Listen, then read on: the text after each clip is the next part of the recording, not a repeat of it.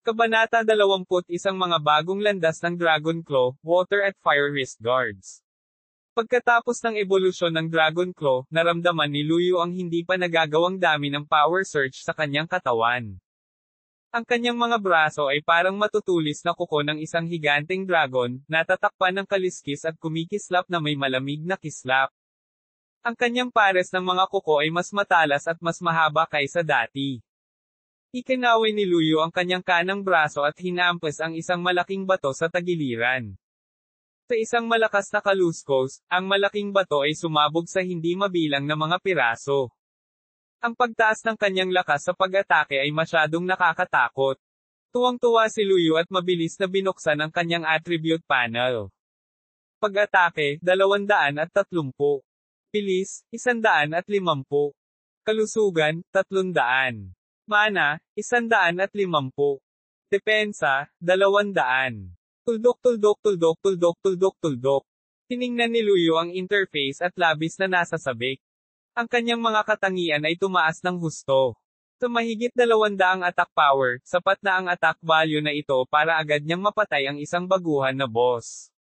Tulad ng inaasahan, ang ebolusyon ng ruta ng Dragon Claw ay ang tamang desisyon, at ito ay simula pa lamang. Kakapasok lang ni Luyu sa Dragon Claw Path, at patuloy siyang mag-evolve batay dito sa hinaharap. Sa pagkakataong iyon, isa pang notification ang bumungad sa kanyang harapan. Abiso, sa panahon ng proseso ng ebolusyon, automatiko mong nakumpleto ang pagsipsip at pagsasanib ng mga katangian ng iyong kagamitan sa iyo. Kahit napalitan mo ang iyong kagamitan sa hinaharap, hindi mababawasan ang iyong mga katangian. Mabilis na naunawaan ni Luyu ang ibig sabihin ng notification. Sa madaling salita, kahit nahaborin niya ang kanyang kagamitan, hindi nito mababawasan ang kanyang kasalukuyang mga katangian. Gayunpaman, ang mga kritikal na kasanayan na ibinigay ng kanyang mga kagamitan ay mawawala pa rin. Sa makatuwid, kailangan pa rin ni Luyu na ipagpatuloy ang pagsusuot ng kanyang kagamitan, kahit sa ngayon. Kung hindi, hindi niya magagamit ang Shadow Substitute at mga kasanayan sa pagtatago ng aura. Natapos na niyang kolektahin ang mga materyales at matagumpay na napatay ang amo ng piitan. Nag-evolve din siya sa Dragon Claw Path at nakakuha ng isang bihirang item. Talagang kumikita siya sa pagkakataong ito. Pagkatapos mag-impake ni Luyu ng kanyang mga gamit, sinimulan niyang ihanda ang kanyang sarili na umalis sa piitan. Pagdating niya sa entrance ng Sky Hall, nakita ni Luyu ang isang notification. Gusto mo bang umalis sa piitan? Pansarang panalikop. Pinili ni Luyu ang oo. Sa sandaling iyon, nag-pop up ang isa pang notification.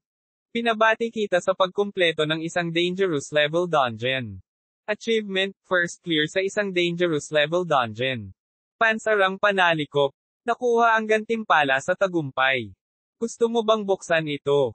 Pansarang panalikop. Buksan mo. Hindi nagtagal, 2 sinag ng liwanag ang kumislap sa harap ng mga mata ni Luyu, at nakita niya ang 2 piraso ng kagamitan na lumitaw sa kanyang harapan. Ang 2 kagamitang ito ay parehong wrist guard. Napatingin siya sa unang wrist guard. Water wrist guard, asul na kalidad, nagpapataas ng 30 kalusugan at 20 depensa. Epekto ng kagamitan, ito ay may tiyak na posibilidad na mag-trigger ng water elemental attack. Ito ay isang piraso ng kagamitang uri ng tubig, at ito rin ay uri ng depensa. Ang isang water elemental attack ay magiging mabuti. Magkakaroon ito ng mahusay na epekto kung makakatagpo siya ng mga kaaway na mahina sa gayong mga elemento. Nagpatuloy si Luyu na tumingin sa susunod na wrist guard. Fire wrist guard, asul na kalidad, nagpapataas ng 10 atake at 40 na bilis. Epekto ng kagamitan, ito ay may tiyak na posibilidad na mag-trigger ng mga fire elemental attack. Ito ay isang fire elemental na kagamitan. Ano ang nangyayari? Ang isang apoy habang ang isa ay tubig. Noong una ay inakala ni Luyu na ang pares ng wrist guard na ito ay magbibigay ng parehong katangian. Gayunpaman, ito ay maayos. Isa pang elemento, isa pang pagkakaiba-iba sa kanyang mga laban. Bukod dito, ang pagtaas ng mga katangian na ibinigay nito ay hindi masama, dahil ang kagamitan ay maaari ring bahagyang tumaas ang kanyang lakas. Kaya, kinuha ni Luyu ang dalawang wrist guard at nilagyan ang mga ito sa kanyang katawan. Pagkatapos, binuksan niya ang kanyang panel ng mga personal na katangian. Pag-atake, 240. Bilis, 170. Kalusugan, 330. Mana, 150. Depensa, 220. Pagkatapos ng pag-upgrade na ito, napunan niya ang marami sa kanyang mga pagkukulang sa mga tuntunin ng bilis. Ang pagtaas ng kanyang mga katangian sa lahat ng aspeto ay ang pinakamahusay na plano, dahil ang pagkakaroon ng anumang pagkukulang ay nakamamatay. Matapos maisuot ang bagong kagamitan, nakita muli ni Luyu ang isang serye ng mga notification. Congratulations sa 4 na simbolo set effect. Pansarang Panalikop. Nagulat si Luyu. Ano ang epekto ng 4 na simbolo? Ang shadow set ay hangin, ang rock set ay lupa, at ang dalawang bracers ay kumakatawan sa tubig at apoy, ayon sa pagkakabanggit. Pansarang Panalikop. Ang kondisyon ng 4 na simbolo ay natugunan. Na-trigger ang epekto ng 4 na simbolo. Pansarang Panalikop. Agad namang na-curious si Luyu at nagtanong, ano ang silbi ng epektong ito? Ang epekto ng 4 na simbolo ay isang combo skill. Sa madaling salita, ang pagsusuot ng set ng kagamitang ito ay maaaring makakuha ng combo effect. Ang mga kasanayan ay maaaring maayos na maiugnay. Pansarang Panalikop. Ang paglalarawang ito ay karaniwan, ngunit nakikita ni Luyu ang kagandahan nito. Ngayon, kapag nag-release siya ng isang skill, hindi niya agad mailalabas ang susunod na skill. Nagkaroon siya ng isang maikling cooldown upang singilin ang kanyang susunod na kasanayan kapag naglabas siya ng isang kasanayan. Sa makatuwid, pagkatapos niyang matapos ang isang kasanayan, maaari lamang siyang umiwas at maghanap ng isa pang pagkakataon upang mailabas ang susunod na kasanayan. Gayunpaman, gamit ang combo effect na ito, madali niyang pagsamahin ang 4 na kasanayan at i-cast ang mga ito sa isang iglap. Maaari muna niyang i-cast ang skill sa armor penetration, pagkatapos ay grapple lang para ilantad ang mga kahinaan, atake mula sa malayo gamit ang kanyang split claws, at sa wakas, gamitin ang strong wall para harangan ang anumang counterattack. Ang lahat ng ito ay maaaring i-cast sa isang iglap. Ang epektong ito ay magiging game changer sa aktwal na labanan, na lubos na magpapahusay sa mga kakayahan sa pakikipaglaban ni Luyu. Siyempre, ang kanyang mana ay kailangang makasabay. Kung hindi, kung napakabilis niyang pinakawalan ang mga ito, magiging problema kung hindi makakasabay ang kanyang pagbawi sa mana. Pinuksan ni Luyu ang kanyang personal na interface. Ang kanyang mana ay 150 lamang, na nagpapahintulot sa kanya na maglabas ng mga 15 na kasanayan. Isinasaalang-alang ang kanyang pagbawi ng mana sa isang laban, dapat ay makapaglabas siya ng humigit kumulang 20 mga kasanayan. Siyempre, kung nakapaghanda siya ng sapat na mana recovery potion ng maaga, hindi niya kailangang mag-alala tungkol sa pagkonsumo ng mana. Sa sandaling iyon, tumingin si Luyu sa kanyang landas ng ebolusyon. Mukhang na-update na. Mabilis siyang tumapik at nakakita ng serye ng mga landas ng ebolusyon. Nasilaw at nasasabik si Luyu. Flaming Dragon Claw, Explosive Dragon Claw. Ang unang Dragon Claw evolution ay ang Fire Attribute Path. Una, ito ay mag-evolve sa Flaming Dragon Claw, at pagkatapos ay mag-evolve ito sa Explosive Dragon Claw. Malakas ang tunog, ngunit mahirap sabihin kung paano lalabas ang tunay na bagay. Si Luyu ay patuloy na tumingin sa ibaba at natulala sa landas ng ebolusyon sa ibaba. Umaagos na Tubig Dragon Claw, Ice Dragon Claw, Gale Dragon Claw, Thunder Dragon Claw, Rock Crushing Dragon Claw, Diamond Dragon Claw, Banal na Dragon Claw, Holy Dragon Claw, Dark Dragon Claw, Undead Dragon Claw. Pambukas na Panalikop Tuldok. Pansarang Panalikop Gitling pambukas na Panalikop Tuldok. Pansarang Panalikop. Medyo namangha si Luyu. Napakaraming mga landas ng ebolusyon. Ano ang dapat niyang piliin? Napakamot siya sa ulo at saglit na nawala ng malay. Sa napakaraming pagpipilian, siya ay nasa isang dilema. Hindi niya alam kung aling evolusyonaryong landas ang may pinakamalaking potensyal, bagamat mukhang maganda ang bawat isa. Isinara niya ang interface, huminga ng malalim, at naglakad palabas ng piitan. Sa sandaling iyon, 12-dosenang mga tao ang nagtipon sa pasukan ng piitan. Lahat sila ay mga tao na katatapos lang tumaya kung kaya bang patayin ni Luyu ang dalawang boss, nakaupo sa lupa at nakatingin sa pasukan ng may matinding pananabik.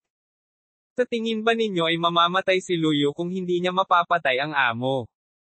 Posible. Ang piitan na ito ay puno ng mga bangin. Kung hindi siya manalo, hindi siya makakatakas. Shit! Kung namatay si Luyu doon, hindi ba tayo maghihintay sa wala? Totoo iyon. Kung mamatay siya doon, hindi natin malalaman ang resulta kahit nasayangin natin ang ating buong buhay sa paghihintay. Oy! Tere na! Tere na! Sa sandaling iyon, may tumuro sa pasukan at sumigaw, may tao rito. Kabanata 22 sinasamba, tumataas ang halaga. Isang itim na figure ang dahan-daang lumabas mula sa pasukan ng Sky Hall. Si Luyu, nakasuot ng itim, ay lumabas ng piitan. Nakilala siya ng lahat sa isang sulyap at lahat sila ay namangha.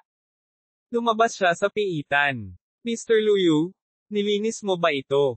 Maaaring nakatakas siya, at hindi niya kailanman nakipaglaban sa mga amo.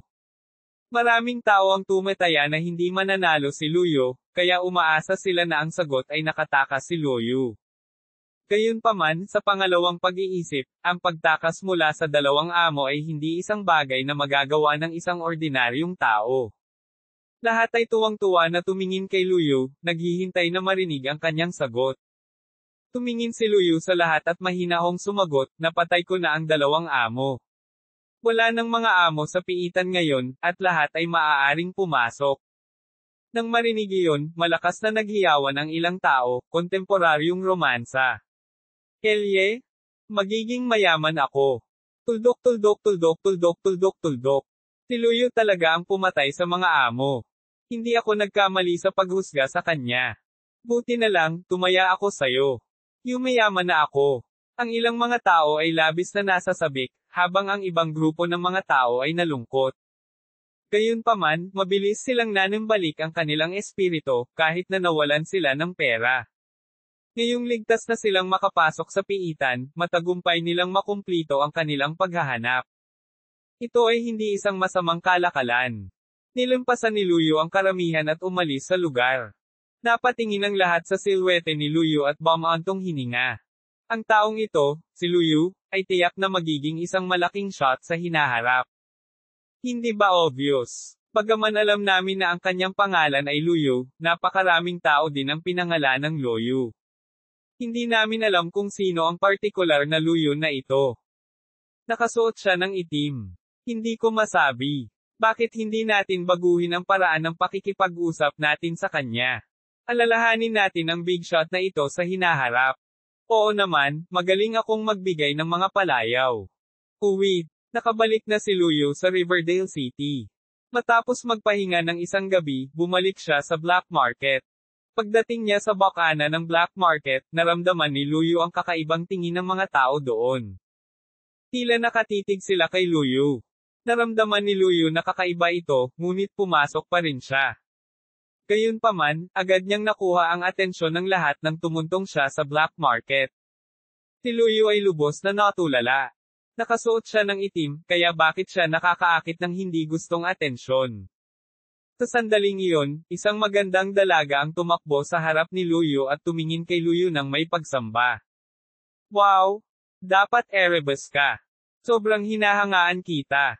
Natarante si Luyu at mabilis na nagtanong, nagkamali ka ng tao. Hindi erebus ang pangalan ko. Kumuha ng litrato ang babae, tiningnan si Luyu ng mabuti, at sumagot, ikaw nga. Tumigil ka na sa pagpapanggap. Nakikilala kita.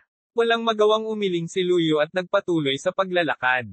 Hindi ba iyan ang malaking boss, Erebus? Nandito ba siya para tumanggap ng quest? Big boss, kung may kailangan ka, sabihin mo lang sa akin. Pinati siya ng lahat, na ikinalito ni Luyu. Lahat, hindi talaga ako itong Erebus na sinasabi mo. Nagkakamali ka. Naisip ni Luyu na maaaring napagkamalan nila siyang isa pang big shot na nakasuot ng ganap na itim. Gayunpaman, may tumayo sa sandaling iyon at nagpaliwanag, kausap ka namin. Ang Erebus ay isang kagiliw-giliw na palayaw na ginawa namin para sa iyo. Nakita namin ang iyong galing sa Sky Hall. Talagang nakakabigla, isang gawa na nararapat na ikumpara ka namin sa isang Diyos. Natigilan si Luyu, na pagtantong binabanggit nila ang kanyang gawa sa Sky Hall. Mukhang siya nga ang pinag-uusapan nila. Hindi niya inaasahan na ang labanang ito ay magpapakilala sa kanya sa black market, kaya medyo sikat na siya ngayon. Tila nagkaroon din siya ng mga hinahangaan. Big Boss, ang black market ay nagreserba ng malaking bilang ng mga quest para sa iyo. Maaari mong gawin ang anumang quest na gusto mo. Bahagyang tumango si Luyu at naghanda na ipagpatuloy ang kanyang pakikipagsapalaran. Sa sandaling iyon, tumakbo palabas ang isang binata at sumigaw, malapit nang magsagawa ng auction. Lahat, halika at suportahan kami. May nagtanong na nagtataka, anong auction ito? Maraming malalaking paksayon ang sasali sa auction na ito. At ang item na ibinibigay ay ang pagkakataon na makipagtulungan kay Mr. Erebus mismo. Nagkagulo ang lahat. Hindi nila inaasahan na kakailanganin nilang magbid sa pamamagitan ng isang auction kung gusto nilang makipagtulungan sa Diyos ng gabi, si Erebus mismo. Medyo natahimik si Luyu nang mapansin niya ang nangyayari. Paano na-auction ng mga awtoridad ang isang pagkakataon na makipagtulungan sa kanya? Hindi niya inaasahan na ganito siya kahalaga, na kailangan ng auction para mag-set up para lang magkaroon ng pagkakataon na makipag-collaborate sa kanya. Hoy! Ako ang Erebus na sinasabi mo. Bakit hindi ko alam ang auction na ito?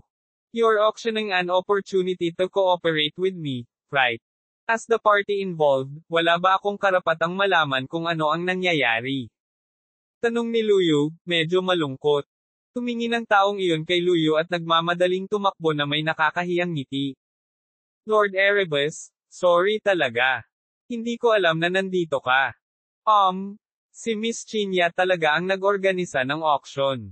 Bakit hindi mo siya puntahan at kausapin? Walang sinabi si Luyu kundi tumalikod at pumunta sa ikalawang palapag. Pagkatapos, kumatok siya sa isang pinto at pumasok sa opisina ni Chinya. Miss Chin, inayos mo ba ang auction sa ibaba? Napangiti si Chinya, na abala, nang makita niyang pumasok si Luyu. Oo, makakatulong ito sa iyo na i-maximize ang iyong mga benepisyo. Pero parang hindi mo ako pinaalam ng maaga. Bahagya siyang nag-pout. Well, I'm guessing na hindi mo tatanggihan ang ganoong magandang bagay, tama?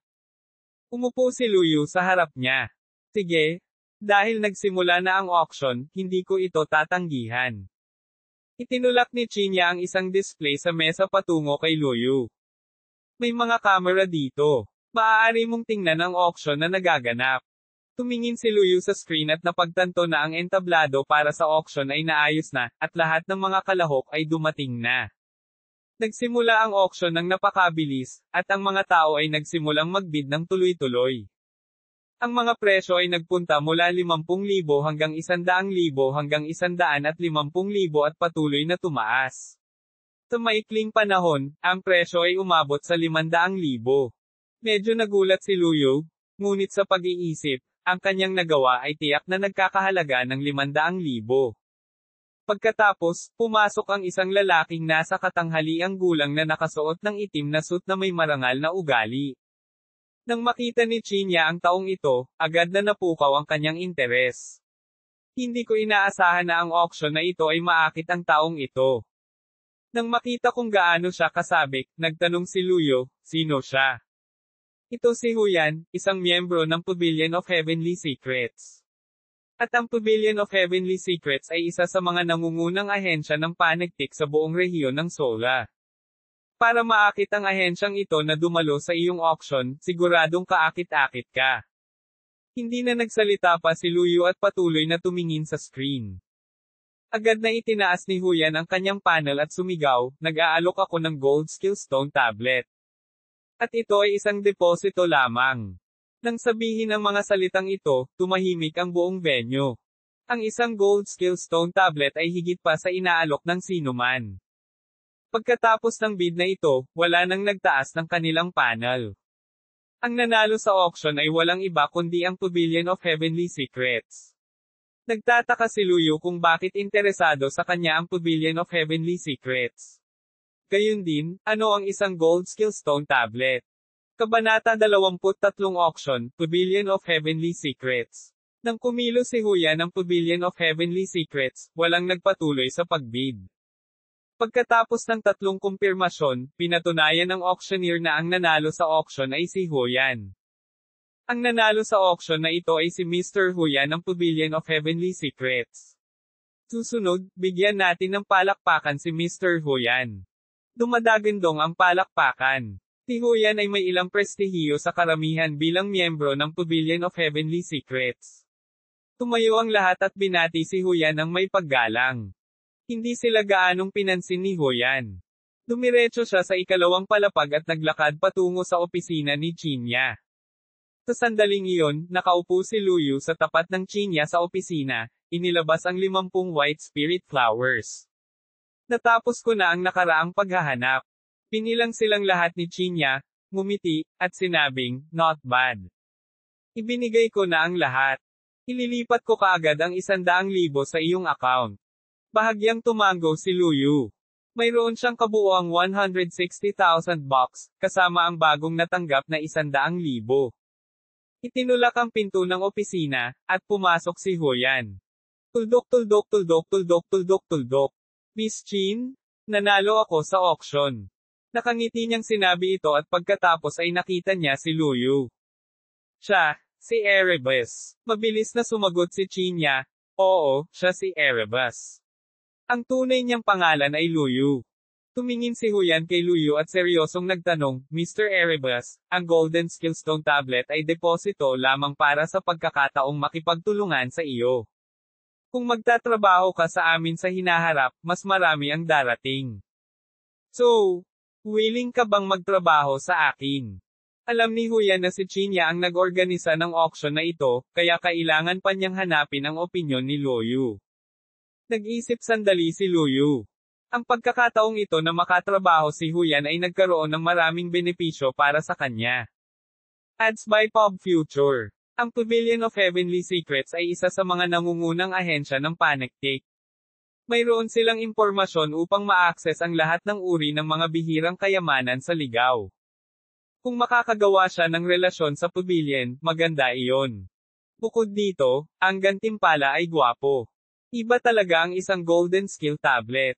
Sa tingin ko may lahat ng dahilan para makipagtulungan sa iyo. Nandito ako, tumatanggap ng mga pakikipagsapalaran upang madagdagan ang aking lakas, pagkatapos ng lahat. Nakangiting sagot ni Luyu. Nice. Maginhawa ba para sa akin na imbitahan ka ngayon sa Pavilion of Heavenly Secrets? Tumango si Luyu. Walang problema. Sige, sumunod ka sa akin. Tumalikod si Huyan at lumabas ng opisina. Tumayo si Luyu at susundan na sana nang ngumiti si Chinya at biglang nagsalita, paano na? Hindi naman masama ang auction ko, di ba? Oo naman. Sinundan ni Luyu si Huyan palabas pagkatapos sabihin iyon. Naglakad silang dalawa papunta sa parking lot ng black market at huminto sa isang sasakyan doon. Sumakay ka sa kotse. Dadalhin kita sa Pavilion of Heavenly Secrets. Ito ay hindi isang lugar na pwedeng pasukin ng lahat. Pinuksan ni Huyan ang pinto ng kotse at umupo sa driver's seat. Sumakay din si Luyu sa kotse at umupo sa passenger seat. Nakikita ko na talagang gusto ninyong makatrabaho ako. Ganoon ba ako kaapil sa inyo? Bahagyang ngumiti si Huyan, lubos na pinahahalagahan ng Pavilion of Heavenly Secrets ang mga talento. Nakita namin ang mga talaan ng iyong paghahanap. 3 quest ang tinanggap mo, na mabilis na tumataas ang iyong lakas pagkatapos ng bawat isa. Nagawa mo pang talunin ang 2 boss sa Sky Hall. Iyon ang dahilan kung bakit ang aming organisasyon ay nagkakaisa na nagpasya na mayroon kang mahusay na potensyal na paglago. Dahil dito nakatanggap ako ng quest na subukan at mag-recruit ng talentong tulad mo. Bahagyang tumango si Luyu habang naiintindihan niya ang intensyon ng kabilang partido. Hindi nagtagal, dumating ang sasakyan sa isang gusali ng opisina sa Riverdale City. Ito ang lokal na sangay ng Pavilion of Heavenly Secrets. Dahil isa itong ahensya ng Panektik, ang gusali ng opisina ay mukhang simple, walang pinagkaiba sa ibang mga komersyal na gusali. Nandito na tayo. Tara na. Si Huyan ang nanguna sa pagbaba ng sasakyan, at si Luyo ay sumunod na malapit sa likuran. Pagkapasok sa gusali, nagsimulang ipakilala ni Huyan ang organisasyon. Sa Pavilion of Heavenly Secrets, ang pinakapangunahing empleyado ay ang mga intelligence agent. Mayroon kaming hierarchy system na nahahati sa isang star hanggang 9 na star na intelligence agent. Habang tumataas ang kanilang mga intelligence point, tataas din ang kanilang mga antas ng bituin, at magkakaroon sila ng higit na kapangyarihan. Kung ikaw ay magiging isang intelligence agent sa hinaharap, makakakuha ka ng maraming impormasyon tungkol sa iba't ibang mga piitan. Sa oras na iyon, ito ay lubos na magpapataas ng iyong kahusayan sa pagkumpleto ng mga quest. Agad na napukaw ang interes ni Luyo matapos marinig ang pagpapakilala ni Huyan.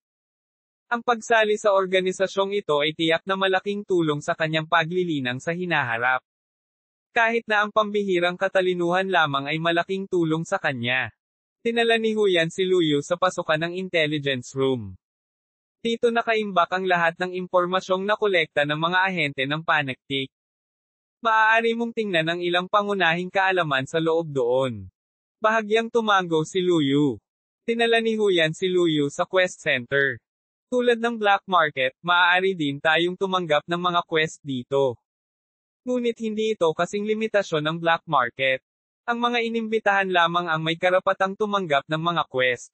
At bilang inanyayahan ka namin, maaari mong tanggapin ang mga pakikipagsapalaran dito ayon sa gusto mo. Sinulyapan ni Luyo ang mga taong tumatanggap ng mga quest sa paligid niya at nagtanong, kung ikukumpara sa black market, sino ang mas maraming quest? Kumpiyansa nang umiti si Huyan, huwag mag-alala, ang bilang ng mga quest ay tiyak na mas marami, kung hindi ka tumbas ng black market. At saka, maraming mapaghamong quests dito. Ang pinakamahalagang quests dito ay kadalasang intelligence gathering quest. Maraming intelligence agent ang umaasa sa ganitong uri ng quest para itaas ang kanilang star level. Lumingalinga si Luyo sa paligid at natagpuan ang maraming intelligence agent na nakauniforme na abalang naglalakad, tumatanggap ng maraming iba't ibang quest. Siyempre, marami ding pakikipaglaban at pagkolekta ng material na paghahanap dito. Bakit hindi mo muna tingnan? Kung may nababagay, maaari mong tanggapin. Bahagyang tumango si Luyo. Walang problema. Hanggat angkop ang reward, hindi mahalaga kung saan ako tumatanggap ng mga quest. Nagpatuloy si Huyan, ngunit iminumungkahi kung tanggapin mo muna ang isang intelligence quest. Sa ganoong paraan, maaari kang opisyal na maging ahente ng Panactic. Mayroong 1 toneladang benepisyo pagkatapos maging isang intelligence agent. Nag-isip sandali si Luyo. Maaari kong subukang gumawa ng paghahanap ng intelligence gathering. Sige. Pero paalalahanan kita. Karaniwang tumatagal ang mga quest sa intelligence gathering. Ang ilang quest ay maaaring tumagal ng ilang linggo sa bawat pagkakataon. Bukod dito, hindi laging posible na kolektahin ang kinakailangang impormasyon ng sabay-sabay, kaya mataas din ang panganib ng pagkabigo sa paghahanap. Nag-alinlangan si Luyo matapos marinig iyon. Ang mga paghahanap na ito sa pangangalap ng katalinuhan ay masyadong nakakaubos ng oras. Ang anumang random na paghahanap ay maaaring tumagal ng 1 linggo o higit pa, at maaaring imposibleng makumplito. Kailangan pa niyang kunin ang kanyang entrance exam sa kolehiyo. Magsisimula na rin ang group training ng paaralan, at kailangan niyang bumalik sa paaralan noon.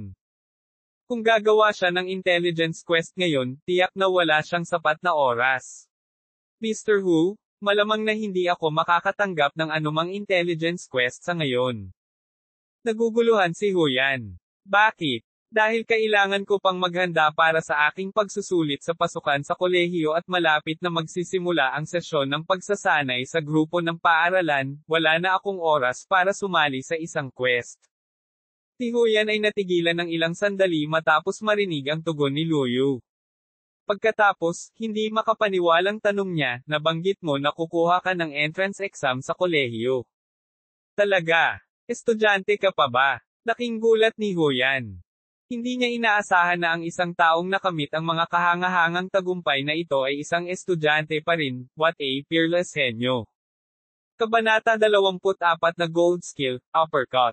Napatingin si Huyan kay Luyu nang may pagtataka. Estudyante ka ba talaga? Nagkibit balikat si Luyu.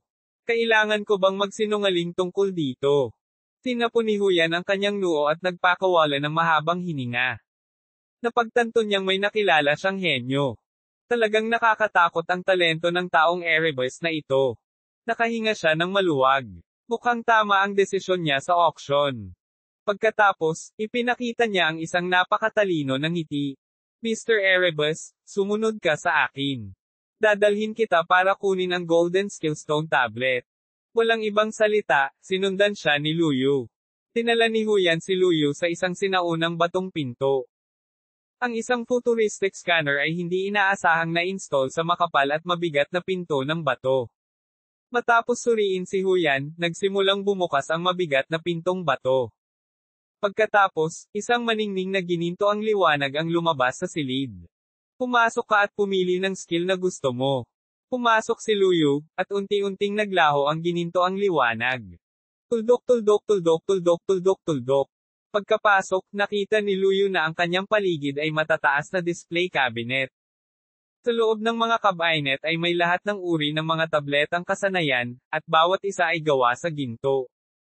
Isa-isa silang tiningnan ni Luyu, biglang na-overwhelm at hindi alam kung alin ang pipiliin. Tinimulan niyang isaalang-alang ang mga uri ng kakayahan na kailangan niya sa pagsulong. Sa lalong madaling panahon, napagtanto niya na wala siyang kakayahan sa pagkontrol. Kaya, nakakita siya ng isang control skill na napakaangkop para sa kanya, uppercut. Isa itong knockback skill na may magandang control effect. Nakagawa siya ng sunod-sunod na pag-atake dahil sa kapangyarihan ng 4 na simbolo. Gayunpaman, kailangan niya ng isang kasanayan upang maging isang initiator. Ang kasanayang ito ng uppercut ay walang alinlangan na pinakaangkop na kasanayan upang simulan ang kanyang combo. Siya ay uppercut ang kalaban, at pagkatapos ay mag-follow up sa isang barrage ng mapangwasak na kakayahan. Inabot ni Luyu at ibinaba ang Golden Stone Tablet, naramdaman ang kakayahan sa loob nito. Sa lalong madaling panahon, isang surge ng enerhiya ang bumulwak sa katawan ni Luyu, na nagpapahintulot sa kanya na mabilis na matutunan ang kasanayan, uppercut. Mga ad ng Pop Future. Pagkatapos niyang pumili, lumabas si Luyu ng silid. Nakapili na ako. Ngumiti si Huyan at tumango, mabuti.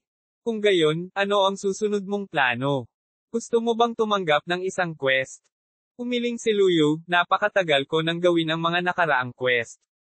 Oras na para bumalik ako sa paaralan at maghanda para sa entrance exam ko sa kolehiyo. Tumango si Huyan at hindi na nagsalita pa.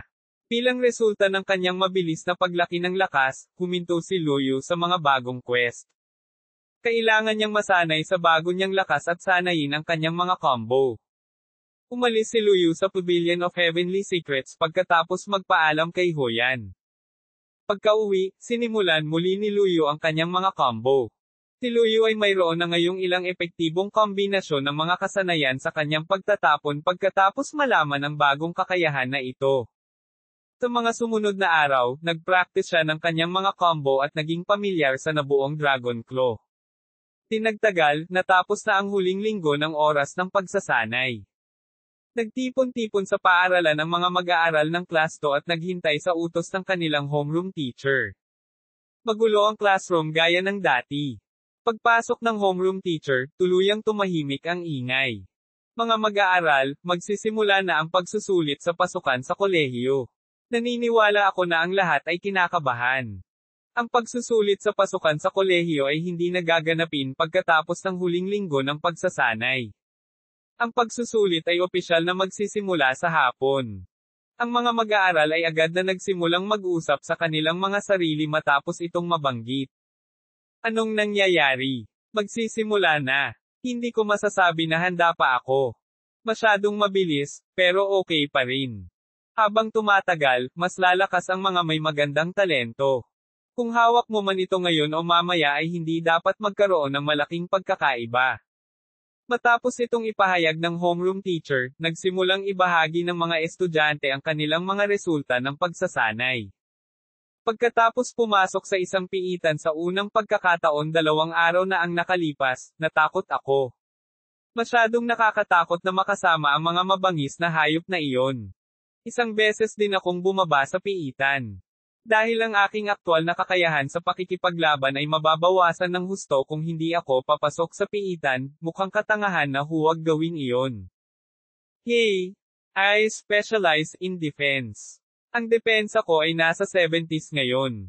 Kukulitin lang ako ng mga atake mo. Sok! Dalubhasa ako sa armor penetration. Ang specialty ko ay kontrahin ang isang tulad mo. Speed is the best. Ang bilis ko ay nasa 100 na. Tapos na kayo. Nagtataka ako kung ano ang mga katangian ni Suching. Siguradong dudurugin niya tayo. Sa talento ng Diyosa, hindi ba't crush niya tayo? O sige, nasaan si Luyu? Sa sandaling iyon, nagkatinginan ang lahat at napagtanto na narito ang lahat maliban kay Luyu. Anong nangyayari? Wala bang nagpaalam sa kanya? Ako. Bakit hindi siya dumating? Nataranta ang lahat, ngunit may isang taong mabilis na nagpakita ng nakakaunawang tingin. Nako, naiintindihan ko. Malamang na hindi nakayanan ni Luyu ang suntok at sumuko sa kanyang sarili. Posible yan. Kung ako ang nasa posisyon niya, hindi ko rin kakayanin. Nakakalungkot. Nagtrabaho siya ng husto. Sa sandaling iyon, tumayo ang homeroom teacher. Lahat, malapit na ang oras. Tatapusin ko ang listahan ng pangalan at ipapasa ko sa examiner. Habang nagsasalita siya, inilabas niya ang isang listahan ng mga pangalan ng lahat sa klase at sinimulang basahin ang mga ito. Tinagtagal, tinawag si Luyu. Luyu. Nandito ba si Luyu?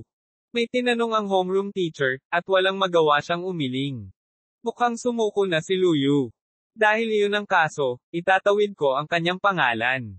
Nang tatawiin na ng homeroom teacher ang pangalan ni Luyu, tumayo si Suching. Guro, tiyak na darating si Luyu. Hindi siya ganoong klase ng tao. Tumingin ang homeroom teacher kay Suching at nagtanong, kilala mo ba siya? Bahagyang tumango si Suching. Hindi, ngunit pamilyar ako sa mga pangyayari sa paligid ng kanyang pamilya. Ang kanyang tiyahin ang nagpalaki sa kanya mula noong siya ay bata pa at nagkaroon ng mahirap na pagpapalaki.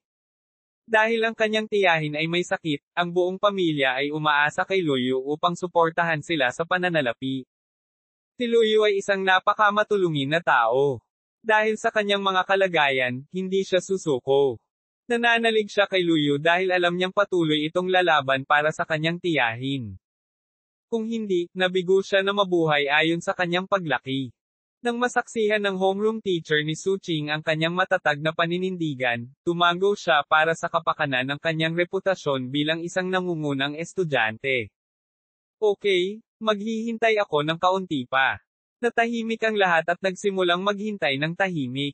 Magsisimula na ang entrance exam sa kolehiyo, at sabik na sabik ang homeroom teacher kaya napuno ng pawis ang kanyang noo. Sa tingin ko hindi siya darating. Malapit na ang oras. Napatingin ang homeroom teacher sa kanyang relo. Bahagyang kumunot ang noo ni Suching, ngunit tiwala pa rin siya. Naniniwala siya na tiyak na darating si Luyu. Sa wakas, natapos na ang oras. Tumayo ang homeroom teacher at kinuha ang listahan ng pangalan. Sige, lahat, maghanda para sa entrance exam sa kolehiyo. Maghanda kayong lahat. Wala pang mas mahalagang oras sa buhay ninyo kaysa ngayon. Natahimik ang buong lugar. Medyo natarante si Suching. Hindi niya inaasahan na wala talaga si Luyu. Isang mahabang buntong hininga ang pinakawalan niya at naaliw na lamang sa sarili na mali ang paghusga niya sa isang tao. Tumayo ang lahat at naghanda para magtipon para sa pagsusulit. Sa eksaktong sandaling ito, ang pinto sa silid-aralan ay itinulak, at isang pamilyar na mukha ang pumuno sa silid. Tumingin ang homeroom teacher at nakahinga ng maluwag. Luyu, bakit ngayon ka lang? Pinaghintay mo kami ng napakatagal. Kabanata 25 nagsisimula ang mga pagsusulit, ang pinakamahina. Huling dumating si Luyu at dumating sa tamang oras para sa mga pagsusulit. Tumingin ang homeroom teacher kay Luyu at nakahinga ng maluwag, maghanda ka na lang para sa pagsusulit, dahil limitado ang iyong mga kakayahan. Dapat kang magtrabaho ng labis sa panahon ng pagsusulit. Huwag kang mag-alala, guro, nakapaghanda na ako. Tumango si Luyu at pumasok sa silid-aralan. Luyu, kaya mo yan. Kahit na ang iyong talento ay karaniwan, ang iyong pagsusumikap ay kitang-kita sa aming lahat. Kaya mo ito. Huwag kang sumuko. Ang ilan sa atin ay walang talento at pinipilit pa ring dumaan sa proseso. Huwag kang mag-alala. Kahit na pumasok tayo sa isang hindi magandang unibersidad, may mga pagkakataon pa rin para sa hinaharap na pag-unlad. Tama. May mga kaso kung saan ang mahihina ay bumalik. Maraming mga estudyante ang nagtipon upang aliwin si Luyu. Ngumiti si Luyu at sumagot, lahat, magsikap tayo para sa magandang resulta. Susunod, ipapakita ko sa iyo ang mga patakaran, sabi ng homeroom teacher habang tumahimik siya. Tuldok tuldok tuldok tuldok tuldok tuldok. Ang ating bansa ay may dalawang pangunahing dibisyon. Ang isa ay ang Ministry ng Digmaan, at ang isa ay ang Ministry ng Kultura. Ang edukasyon ay dating pinangangasiwaan ng Ministry ng Kultura. Gayunpaman, habang dumarami ang mabangis na hayop, ang Ministry ng Digmaan ay nagtalaga ng isang bagong pinuno sa Ministry ng Literatura. Sa kasalukuyang sitwasyon, kailangan namin ng lakas. Bilang resulta, ang larangan ng edukasyon ng Ministry of Culture ay dapat ding isama ang ideolohiya ng Ministry of War. Ang bagong pinuno na pumalit sa larangan ng edukasyon ay isang batang opisyal ng militar na nagngangalang Juan Gulyo. Ito ay usap-usapan na siya ay may isang masungit na personalidad at isang cold-blooded war machine. Siya ay may maraming mga nagawa sa militar. Sinimulan ng bagong pinuno na baguhin ang sektor ng edukasyon pagkatapos mag-take over, at binago niya ang dating sistema ng entrance exam sa kolehiyo. Bukod dito, personal siyang pupunta sa Riverdale City para pangasiwaan ang ating pagsusulit. Medyo kinabahan ang mga estudyante pagkarinig nito. Ang pagiging pinangangasiwaan ng ministro ng edukasyon ay hindi isang magandang bagay. Nagpatuloy ang homeroom teacher, noong nakaraan, ang mga patakaran ay labanan muna ang mga halimaw, pagkatapos ay makipaglaban sa iyong mga kapantay. Ngunit sa taong ito ay magiging kabaligtaran. Mga ad ng Pop Future. Sa taong ito, papayagan namin kayong bumuo ng mga koponan at makipagkompetensya sa isa't isa ng 3 beses upang matukoy ang mananalo. Halos 1/8 na lang sa inyo ang matitira. Then we'll move on to the next stage. Wala rin akong idea kung ano ang next round. Kukumpletuhin muna namin ang 3 round, at pagkatapos ay magdedesisyon kami batay sa sitwasyon. Habang sinasabi niya iyon ay napakunot ang noo ng homeroom teacher. Nalilito ako, at pati na rin ang school board. What's with all the secret? Kung sinabi nila sa amin ng mas maaga, naghanda kami ng mas maaga. Sa kanilang ginagawang kalokohan ng ganito, hindi na namin alam ang gagawin. Lagda, hindi ako sigurado kung tama o mali itong bagong dating na pumalit sa Ministry ng Kultura. Tama, hindi ba niya pwedeng i-announce ng mas maaga? Reklamo ng mga estudyante sa ibaba. Bakit napakahiwaga nila? Nakakadagdag lang sa paghihirap natin ng walang dahilan. Tama na. Sa masasabi ko, ang bagong lalaki na iyon ay gustong magpakitang gilas. Bakit hindi na lang siya masunurin bumalik sa Ministry of War sa halip na pahirapan tayo? Sa gitna ng karamihan, si Luyu lamang ang nanatiling kalmado. Si Juan Gulyo ang gumawa ng mga patakaran, at lumilitaw na ang lahat ay kailangang sumunod sa mga alituntunin ng mga nasa kapangyarihan. Ano ang punto ng pagrereklamo sa sitwasyong ito? Maliban kung ikaw ay mas malakas kaysa sa kanila, maaari mo lamang sundin ang kanilang mga utos. Maaaring umidlip muna si Luyu sa halip na sayangin ang kanyang lakas sa pagrereklamo. Hindi mapakali si Luyu sa kaguluhan sa gilid at nagsimulang pumikit para magpahinga. Matapos magreklamo tungkol sa mga patakaran, nagsimulang magdasal ang mga mag-aaral na ang mga kalaban na kanilang kinakaharap ay ang mas mahina. Sana makaharap ko ang mas mahinang kalaban para makakuha ako ng mas magandang rankang. Pakiusap huwag mo akong ipaglaban kay Suching. Ayokong ma-eliminate sa unang round. Oo, hindi mo ba gustong magsanay kasama si Suching kanina? Hoy, sinong lalaki sa klase ang hindi gustong makipag-spar kay Suching? Ang punto ay, hindi ngayon ang oras para dyan. Hindi ito ordinaryong sparring, ang kalalabasan ng pagsusulit na ito ang magpapasya sa natitirang bahagi ng ating buhay. Malalagay ako sa malaking problema kung haharapin ko si Su Qing. Sana makuha ko si Lu Yu. Sa ganoong paraan, magiging mas madaling labanan. Sana makuha ko rin si Lu Yu. Kung tutuusin, ma-eliminate siya sa unang round. Bakit hindi niya ako magawang pabor? Lu Yu? Kung mapili ako bilang kalaban mo, siguradong bibigyan kita ng malaking regalo pagkatapos nito.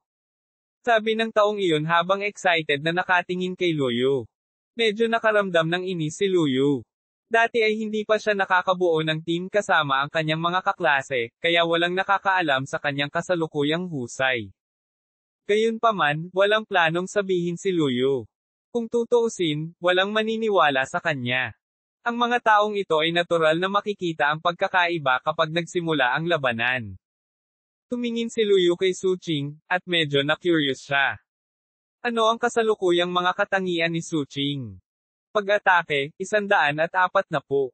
Bilis, 130. Kalusugan, 230. Mana, 150. Depensa, 150. Ang kanyang mga katangian ay hindi masama. Bagamat mas malala ito kaysa sa kanya, sapat na para sa kanya na maging pinakamahusay sa klase kung ihahambing sa ibang mga estudyante. Higit sa lahat, maganda ang kanyang mga kagamitan. Mayroong ilang piraso ng low-quality equipment. Ito ang bentahe ng nagmula sa isang disenteng background ng pamilya. Nakuha lamang niya ang parehong antas ng kagamitan sa pamamagitan ng patuloy na paglilinis ng mga piitan. Bukod dito, karamihan sa kanya ay berdeng kalidad. Pinuksan ni Lu Yu ang kanyang personal na panel. Ang reward para sa mga pang-araw-araw na quest na nakumpleto niya sa nakalipas na ilang araw ay ipinagpalit sa mga attribute point. Umabot ito sa humigit kumulang 30 puntos at hindi pa naipamahagi. Matapos pag-isipan ang kanyang mga personal na katangian, sa wakas ay natapos na ni Lu Yu ang paglalaan ng lahat ng kanyang mga punto. Pag-atake, 260. Bilis, 170. Kalusugan, 330. Mana, 160. Depensa, 220. Naglaan si Lu Yu ng isa pang 20 puntos sa kanyang pag-atake. Karamihan sa mga estudyante sa kanyang klase ay mayroong 60 hanggang 70 na depensa, at ang kanilang kalusugan ay hindi lalampas sa 200 puntos. Ngayon, isang pag-atake lamang mula kay Lu Yu ay maaaring agad na pumatay sa kanila. Sa sandaling ito, sumigaw ang homeroom teacher, lahat, magsisimula na ang pagsusulit. Sa pangunguna ng homeroom teacher, lahat ay lumabas ng silid-aralan at nakarating sa isang field sa labas. Sa field, 12 ng array mages ang nag-set up ng kanilang arrays at inayos ang competition grounds. Isang matangkad at maringal na figure ang nakatayo sa gitna ng hanay. Lumingon ang lahat para makitang ito ay walang iba kundi si Wan Guliu. Natatakpan ng iba't ibang sukat ang kanyang mabagsik na mukha. Ang kanyang pares ng matatalas na mata ay tila kayang tumagos sa lahat. Naglabas siya ng nakaka-pressure na aura gamit ang kanyang mga kamay sa likod, na nagpakaba sa lahat. Hello, everyone. Agad na magsisimula ang sparring match. Gayunpaman, ang mga laban sa pagkakataong ito ay magiging iba sa mga nauna. Lumakas ang malalim na boses ni Wan Guliu sa buong field. Tinurog niya ang balota kung saan niya bubunutin ang mga pangalan at ikinalat ito sa hangin. Sa ngayon, dapat na maunawaan ng lahat. Ang mga laban ay hindi na pagdedesisyonan sa pamamagitan ng pagbunot ng palabunutan upang matukoy ang iyong kalaban. Susunod, pipili ka ng sarili mong koponan at pipili ka rin ng kalaban na gusto mong labanan. Ang lahat ng mga estudyante ay nagsiwalat ng gulat na mga ekspresyon, na nagpapahayag ng hindi paniniwala. Masyadong katawa-tawa ang bagong panuntunang ito. Pinipili ang kanilang kalaban sa kanilang sarili. Ang lahat ay tiyak na pupunta para sa pinakamahina. Hindi nila maiwasang mapatingin kay Lu Yu. Walang alinlangan, kinilala si Lu Yu bilang ang pinakamahina dito. Kabanata 26 ang iyong mga pag-atake ay hindi epektibo, my turn. Si Wan Guliu, sa gitna ng pormasayon, ay inilibot ang kanyang tingin sa lahat at sumigaw, simulan na. Hanapin ang kani-kanilang mga kalaban. Bibigyan ko lang kayo ng 1 minuto. Kasunod nito, higit sa kalahati ng mga lalaking estudyante sa class to ay itinoon ang kanilang tingin kay Luyu. Sabay-sabay silang humakbang patungo kay Luyu. May sumugod kay Luyu at sumigaw, "Luyu, payagan mo akong maging kalaban mo." Nagpanik yung iba nung narinig nila yon. Gusto nilang lahat na harapin si Luyu, at hindi nila inaasahan na puputulan ng lalaking ito ang pila. Nagmamadali ang lahat patungo kay Luyu sa susunod na sandali. "Luyu, halika at kalabanan mo ako. Magiging napakaamo ako. Luyu, dati tayong magkaibigan. Hayaan mo akong magkaroon ng pagkakataong ito. Bigyan mo ako ng pagkakataong ito at tiyak na babayaran kita." Sabay-sabay na sumugod ang lahat patungo kay Luyu. Ito ay isang kakaibang eksena. Isang mahinang ngiti lang ang ibinigay ni Luyu. Napagtanto niya ang kabalintunaan at katawa-tawa nang maalala niya kung paano siya inaliw ng mga ito sa klase. Tila mabilis na lumitaw ang kanilang pagkukunwari sa harap ng tukso, kontemporaryong romansa. Tuldok tuldok tuldok tuldok tuldok tuldok.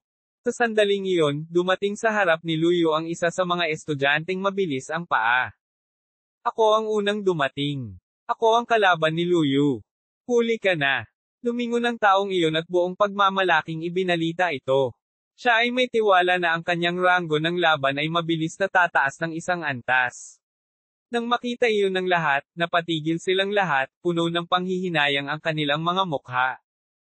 Siguradong mabilis tumakbo ang lalaking ito. "Na-miss ko to. Sayang naman.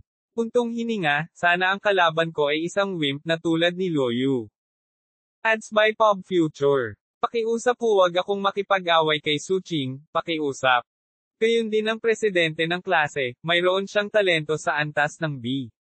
Siya ay tiyak na hindi isang tao na banibiro. Napabuntong hininga ang lahat at nagsimulang seryosong pumili ng kani-kanilang kalaban. Ang estudyanteng nangunguna at tumakbo sa harap ni Luyu ay tumingin kay Luyu na may nakakahiyang ngiti. "Luyu, pasensya na talaga.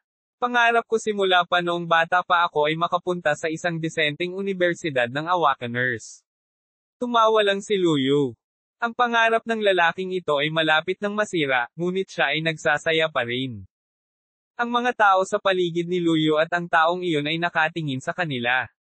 Ang ilan sa kanila ay mukhang naiinggit, habang ang iba naman ay mukhang nag-aalala. Napabuntong hininga ang homeroom teacher habang nakatingin kay Luyu. Ang pagiging maalis sa simula ay magiging mapangwasak para sa kanya. Tumingin si Suching kay Luyu nang may pangamba.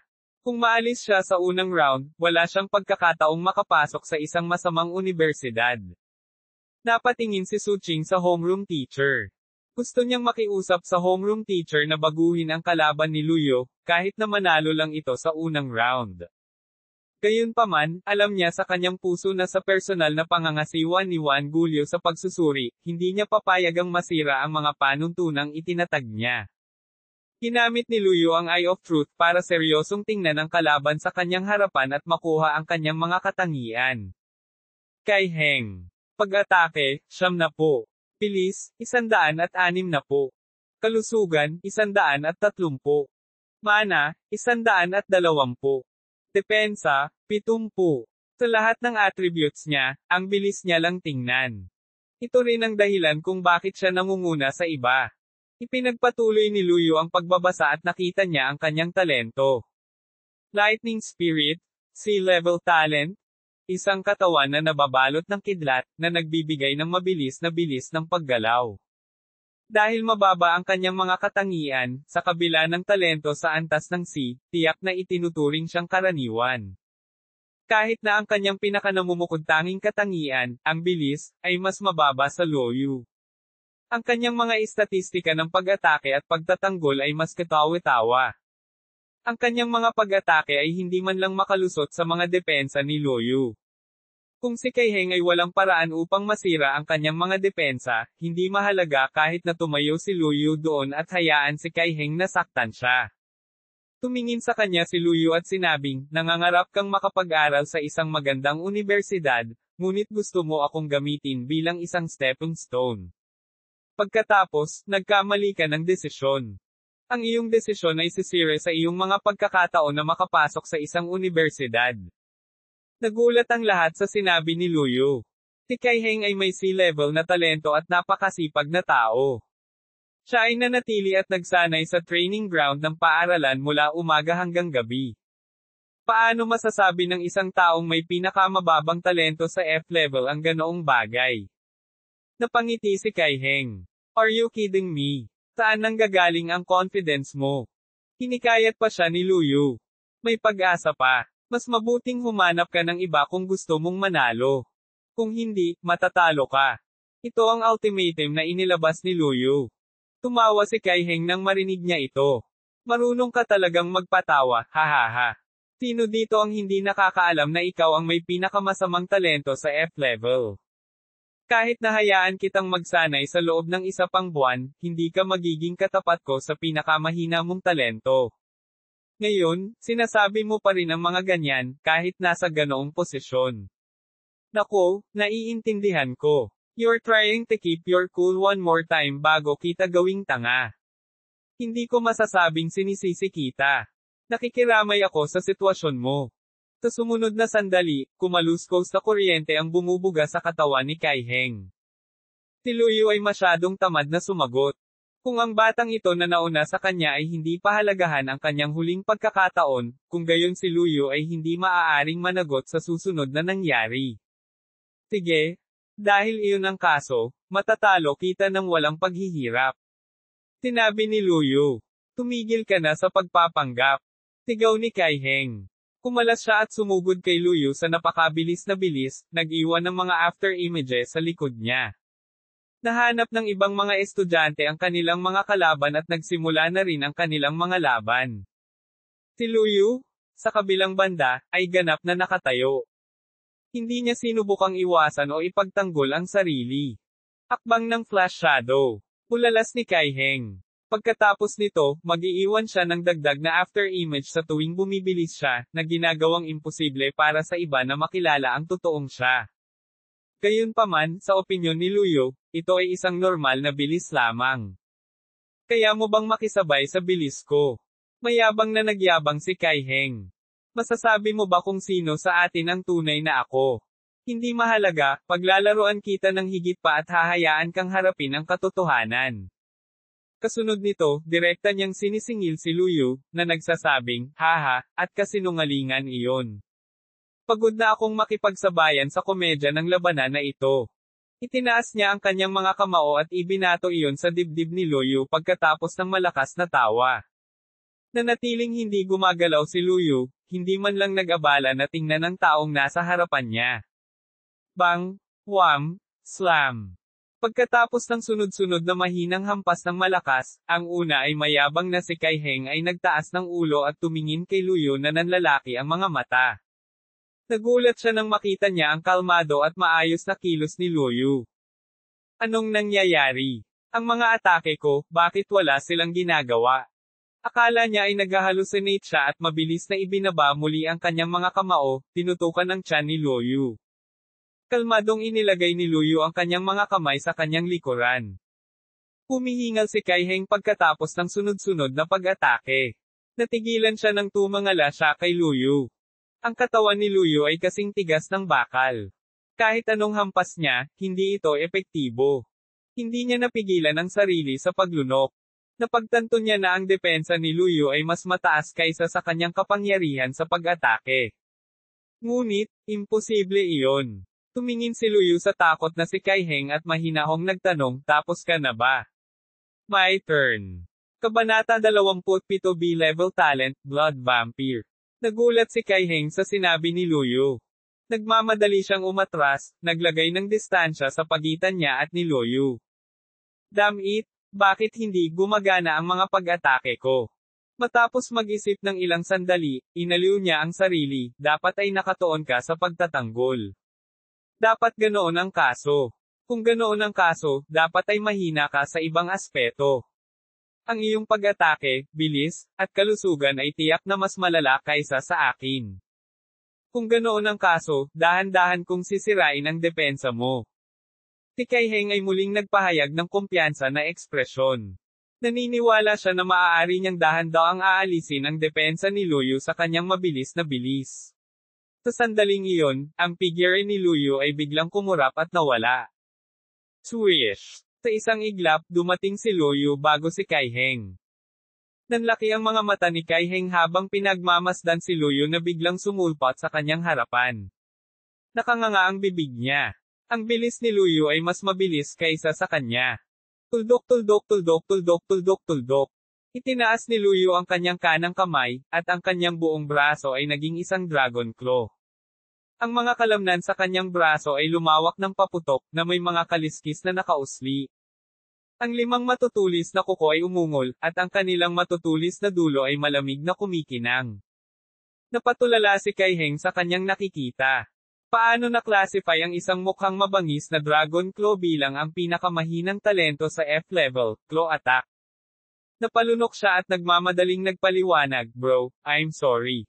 Dapat hindi ko na lang sinabi ang mga iyon." Mahina akong sinabi ni Luyu, sabi ko, matatalo kita nang hindi ka naghihirap. Nanginginig ang buong katawan ni Kaiheng habang tumatango. Tinanggap niya ang kanyang kapalaran sa puntong iyon. Alam niya na hindi na siya katapat ni Luyu. Ang pangarap niyang makapag-aral sa isang magandang unibersidad ay natural na nasira. Kung kailangan niyang sisihin ang isang tao, maaari lang niyang sisihin ang sarili niyang desisyon sa pagpili na harapin ang isang taong ganito kalakas. Sa susunod na sandali, itinaas ni Luyu ang kanyang kanang kamay at binabakhan si Kaiheng. Ang likod ng kanyang kamay ay nabasag ng husto sa katawan ni Kaiheng, at ang napakalakas na puwersa ay yumanig sa buong katawan ni Kaiheng nang napakalakas na tila ba ito ay malaglag. Bumagsak si Kaiheng sa lupa at nawalan ng malay bilang resulta ng pag-ataking ito. Mamaantong hininga si Luyu. Nawalan siya ng malay sa isang simpleng sampal bago pa man niya magamit ang buong lakas, kaya hindi dapat nakaranas ng sakit si Kaiheng sa suntok na iyon. Sa kabutihang palad, hindi umatake si Luyu gamit ang harap ng kanyang kamay. Kung hindi, maaaring nawala ng buhay si Kaiheng. Ads by Pop Future. Sa pagkakataong iyon, sunod-sunod na natatapos ang laban ng ibang estudyante. Maraming tao ang nakapansin kay Luyu at nagsimulang magsalita tungkol sa kanya. May nakikita ba ako? Nanalo si Luyu. Bakit nakahiga si Kaiheng? Hindi ba ngayon lang siya masyadong bongga?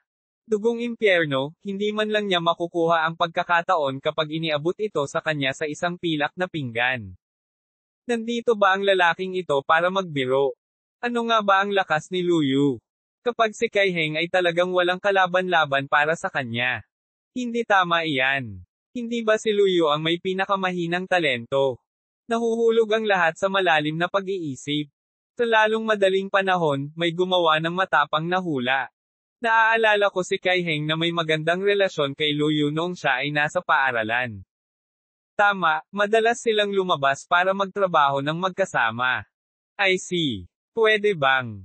Hindi ba itong si Kaiheng na nagkukunwaring walang malay para payagan ang kanyang kaibigan na makapasok sa isang unibersidad? Mahirap para sa kanya. Mukhang ganoon nga. Ang pinakamahinang talento sa F-level ay hinding-hindi makakatalo sa isang talento sa C-level. Nakarating sila sa isang bagong conclusion pagkatapos ng ilang deliberasyon. Kaya naman, isa pang malaking grupo ng mga tao ang lumapit kay Luyu. Luyu? Labanan mo ako sa ikalawang round.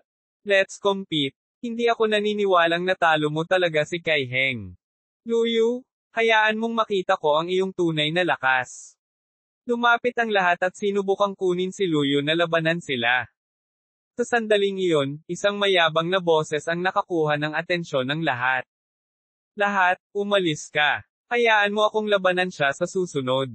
Matapos tumingin ang lahat sila ay gumawa ng paraan para sa kanya. Kasunod nito, lumitaw ang isang figure na nakaitim na suit. Si Chenying ito. Ito ay magiging isang magandang palabas. Narinig ko na matagal na siyang hindi nasisiyahan kay Luyu. Oo, siya ang humahabol kay Suching, at si Suching ay palaging mabait kay Luyu. Tiyak na galit siya dahil doon, kontemporaryong romansa. Magiging mahirap para kay Luyu. Si Chenying ay tila may B-level na talento. Kung mas mataas ang antas, mas malaki ang agwat. Ang lakas ng isang B-level na talento ay sapat na upang madaling durugin ang isang taong may C-level na talento.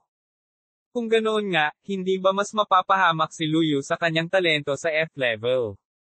Sa sandaling iyon, may nagsalita, Chen Ying, masyadong malaki ang pagkakaiba sa inyong dalawa. Paano kung hindi mo sinasadyang nadulas ang iyong kamay? Pumalaklak si Chen Ying, magiging madali iyon kung gayon. Nakipag-ugnayan na ako sa sementeryo ng maaga. Natahimik ang lahat. Wala silang magawa sa harap ng kay-abangan ni Chen Ying. Sabay-sabay silang nag-aalala tungkol kay Luyu. Ang laban na ito ay tiyak na magtatapos sa kapahamakan. Luyu? Bakit hindi ka nag-forfeit? May nagmungkahi kay Luyu. Hindi mo siya matatalo. Tama na, bilasan mo na at umalis ka. Kung talagang gagawin mo ang laban na ito, siguradong aalis ka ng masama. Gustong samantalahin ng taong ito ang pagkakataong ito para patayin ka. Ang pagsusulit na ito ay hindi gaanong mahalaga kaysa manatiling buhay. Lumingon si Luyu kay Chen Ying. Ang lalaking ito ay may malamig na ekspresyon sa kanyang mukha at malamig na kislap sa kanyang mga mata. Siya ay lumitaw na napaka-agresibo. Higit sa lahat, medyo mapatla ang mukha ng lalaking ito, parang malnourished. Dahil gusto mo akong awayin, halika. Hindi ako tatakas. Isang malamig na ngiti ang ibinigay ni Chen Ying. Hey!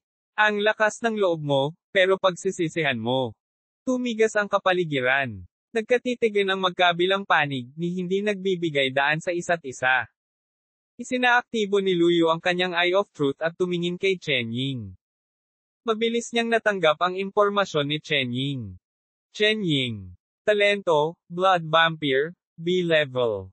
Pag-atake, 110. Bilis, 100. Kalusugan, 270. Mana, 230. Depensa, 120. Mabilis na tumingin si Luyu at napansin niyang medyo disenteng halaga ang kanyang kalusugan at mana. Malamang nakakaiba ang mana ni Chen Ying dahil nagtataglay siya ng talento na nakabatay sa kasanayan, at malamang na nag-ambag ang kanyang talento sa Blood Vampire sa kanyang pambihirang istatistika sa kalusugan. Gayunpaman, kahit na may mga katangiang ito, mas mababa pa rin ito sa Luyu. Ang pag-atake ni Luyu ay 260, habang ang depensa ni Chen Ying ay 120 lamang. Kahit na hindi gamitin ni Luyu ang kanyang kakayahan sa armor penetration, 2 pag-atake lamang ay sapat na upang lumpoint si Chen Ying. Tulad ng para sa bilis, ang pagkakaiba sa pagitan nila ay astronomical. Tila biro din ang taong ito, naisip ni Luyu sa kanyang sarili habang inihahanda niya ang kanyang sarili para sa labanan. Si Chen Ying ay humakbang pasulong at itinaas ang kanyang mga kamay. Isang surge ng kulay dugo na enerhiya ang lumundag mula sa gitna ng kanyang mga palad. Kasunod nito, lumipad ang mga paniki mula sa kanyang mga palad. Gusto ko talagang matikman ang sariwang dugo sa katawan mo. Halika. Tinilaan niya ang kanyang mga labi, at mahigit 100 ng mga paniki ng vampira ang lumipad sa kanyang mga palad. Pinalibutan at nilamon ng mga paniki si Luyu. Ang mga braso ni Luyu ay naging dragon claws sa puntong iyon. Sa paglabas ng kanyang matatalas na kuko, ang kanyang mga kalamnan ay lumawak ng paputok. Bahagyang nagulat ang lahat nang makita nila ito. Ito ba talaga ang F-level claw attack? Mukhang napakabangis. Damn! Parang mga kuko ng dragon. Nag-evolve ba ito? Are you kidding? Ilang araw na lang mula nang magising siya. How can he evolve so soon? Habang nag-uusap ang lahat, iwinagayway ni Chen Ying ang kanyang kamay, at 100 ng paniki ang lumipad patungo kay Luyu. Itinaas ni Luyu ang kanyang mga kamay, handang ilabas ang kanyang mga kakayahan. Excited ang lahat. Sa wakas nagsimula na ang labanan nilang dalawa. Kumaway ang mga braso ni Luyu ng ilang segundo bago niya ibinayo ang magkabilang kuko. Ang mga kuko na matutulis na labaha ay lumabas, na sinundan ng ilang air blades. Gumamit si Luyu ng split claw. Kabanata 28 A-level talent, Night. Na-activate ni Luyu ang kanyang split claw skill, at pagkatapos na ilabas ito, diretso niyang binasag ang mahigit 100 ng mga paniki ng vampira sa hangin. Natigilan ang lahat nang makita nila ang eksenang naglalahad sa kanilang harapan. Anong nangyayari? Sa isang segundo lang, namatay ba lahat ng vampirang paniki na iyon? Ang lakas na ito ay tila hindi ang lakas ng isang F-level. Ang mga paniki na ito ang pinakamalakas na pag-atake ni Chen Ying, at pinasabog sila ni Luo Yu. Hindi lamang naramdaman ng iba na ito ay katawa-tawa, ngunit kahit si Chen Ying mismo ay nag-isip na ito ay walang katotohanan. Matapos ang mahabang pagsasanay, natural na alam niya ang lakas ng kanyang mga paniki ng vampira. Maliban kung ang halaga ng pag-atake ay napakataas, ang mga regular na pag-atake ay hindi man lang maaahit ang kalahati ng kanilang kalusugan. Tinulyapan ni Chen Ying si Luo Yu at nagsimulang mag-isip tungkol sa lakas ng pag-atake ni Luo Yu. Hindi niya maiwasang mapalunok nang makita ang matalas na kuko ni Luo Yu. Napagtanto niya na maaaring hindi siya ang kapareha ni Luo Yu. Kung tutuusin, ang kanyang mga vampira na paniki ay hindi maaaring ipatawag ng tuloy-tuloy. Tuldok tuldok tuldok tuldok tuldok tuldok. Ayaw ni Luo Yu na mag-aksaya pa ng oras sa taong ito, kaya sinisingil niya ito. Nang mapansin si Luo Yu na umaakyat sa kanya, si Chen Ying ay may ideya na tumakas. Mabilis siyang umatras, sinusubukang palakihin ang distansya sa pagitan nila ni Luo Yu. Gayunpaman, si Luo Yu ay nagpakita sa kanya sa isang kisap mata. Damn it! Masyado siyang mabilis. Napasigaw si Chen Ying sa gulat. Diba sabi mo tinulungan mo akong maghanap ng libingan? Malamig na tanong ni Luo Yu. Patay ka! Lahat ng mga kapintasan at kahinaan ni Chen Ying ay lumitaw sa harap ni Luo Yu sa susunod na sandali. Itinaas ni Luo Yu ang isa sa kanyang mga kuko at i-activate ang armor penetration. Tumama ang kanang kuko niya, hiniwa ang dibdib ni Chen Ying. Pagkatapos ay isinaaktibo niya ang kanyang grappling skill sa pangalawang pagkakataon at tumama sa mahinang punto ni Chen Ying. Swish! Swoosh! Napuno ng dugo ang buong katawan ni Chen Ying pagkatapos ng ilang laslas. Hiss! Arg! Sumirit si Chen Ying sa labis na paghihirap na naging dahilan para makaramdam ng sama ng loob ang lahat ng naruroon para sa kanya. Pagkatapos, sa isang plop, si Chen Ying ay bumagsak sa lupa. Wala na siyang lakas para tumayo pa. Si Chen Ying ay baldado na ngayon. Mahinahong tiningnan ni Luo Yu ang lahat at sinabing, ito ang halagang kailangan niyang bayaran. Napaatras ng ilang hakbang ang lahat nang makita nila ang kahabag-habag na kalagayan ni Chen Ying at hindi nang ahas na lumapit kay Luo Yu. Walang gustong humarap kay Luo Yu sa puntong iyon. Mayroon na silang malinaw na pagkaunawa sa kung ano ang kaya ni Luo Yu. Ang dalawang magkasunod na tagumpay ni Luo Yu ay nagpatunay ng kanyang lakas sa lahat. Nagkamali silang lahat. Ang talento ni Luo Yu ay hindi ang pinakamahina. Hindi nila maintindihan kung paano naging ganito kalakas ang F-level talent ni Luo Yu. Ngunit walang nang ahas na magsabi ng kahit ano sa oras na iyon. Sa simula, gusto ng lahat na labanan si Luo Yu. Ngunit ngayon, walang nang ahas na maging kalaban ni Luo Yu. Halos 10 minuto lang ang pagkakaiba ng dalawang eksena. Isang figure ang lumitaw mula sa karamihan sa eksaktong sandaling iyon. Ang taong iyon ay sumugod sa maraming tao at lumapag sa harap ni Luo Yu. Tiningnan ni Luo Yu ng maigi at natuklasan na ang tao ay si Chen Chao, ang class president ng class 3 na katabi. Diba taga class 3 ka? Anong ginagawa mo dito? Tanong ni Luo Yu. Nanatiling tahimik si Chen Chao. Sa halip, humarap siya kay Chen Ying, na puno ng dugo at mga sugat sa lupa. Pagkatapos, umalangaw-ngaw ang tunog ng mga paa ng kabayo. Isang matangkad at maitim na figure ang dahan-daang tumakbo mula sa karamihan.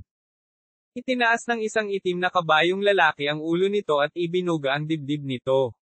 Tumakbo ito sa maraming tao nang may magaang hakbang at nakarating sa likuran ni Chen Chao. Matipuno ang katawan ng itim na kabayo, at may kintab ang Amerikana nito.